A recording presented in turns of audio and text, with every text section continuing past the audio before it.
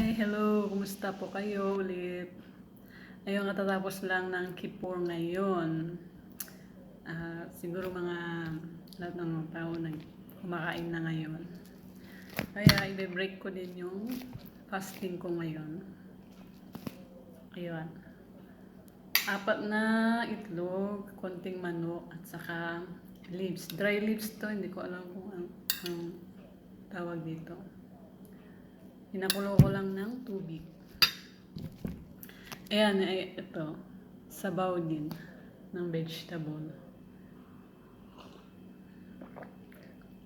Sabaw muna bago kumain para hindi mabibigla yung tiyan.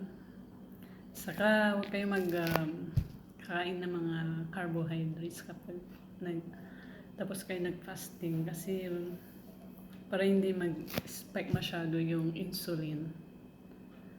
Kaya yun, mas maganda kung kunting vegetable, sabaw, saka protein konti. Huwag masyadong marami, kakainin muna para hindi mabigla yung tiyan. Ayun, yung alaga ko tulog na, kaya ako na lang kakain. Bye!